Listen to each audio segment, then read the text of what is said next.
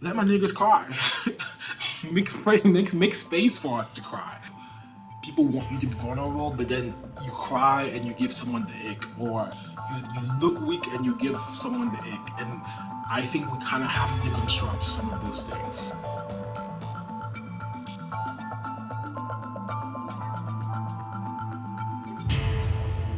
Hello gorgeous people, how are you doing today? My name is Georges, and thank you for joining me for another review of Love is Blind Season 7. Today we're going to be reviewing episode 3, 4, 5, and 6. Today's episode, I want to do a little bit of a deep dive into one theme that is touched on, not explicitly, but implicitly in a lot of these episodes.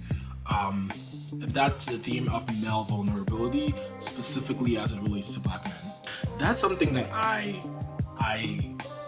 gravitate to a lot, a conversation that I gravitate to a lot, because although my family is a very open, and we discuss a lot of things, we're an intellectual family, the emotional aspect of things is something that we don't really tend to focus on a lot, and so naturally that's something that I personally have wanted to invest a lot of my time in. I think about it scientifically, but I also think about it emotionally. There was a study from the APA, the American Psychological Association, that mentioned that 65% of black men still think that discussing your emotions or discussing your mental health is a sign of weakness. We talk about mental health so much that we forget that these numbers are still this high, they're still this significant. And so the portrayal of black men on TV who are willing to be in touch with their emotions, but also the portrayal of their partners who are willing to make space for them to have those emotions, are powerful images that we have to focus on.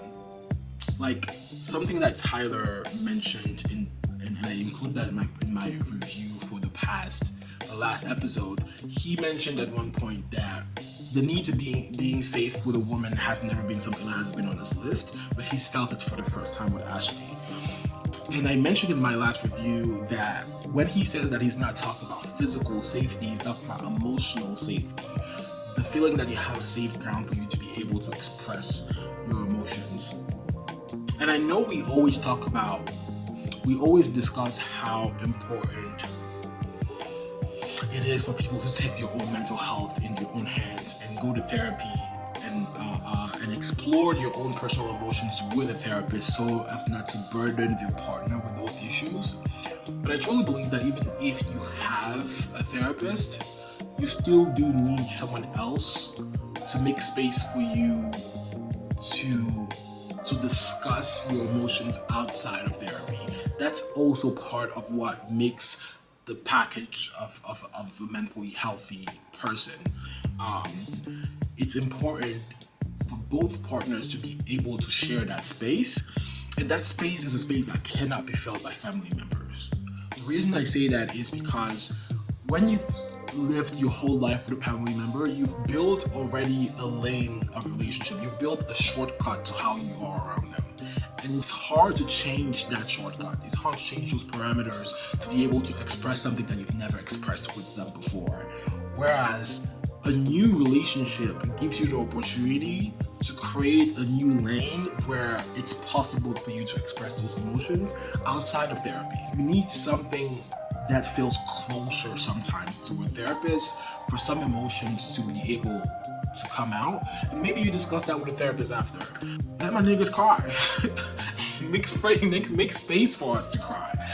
And also the guys also need to make space for your girlfriends, wives, or partners to come home and cry with them. Make space for each other to cry.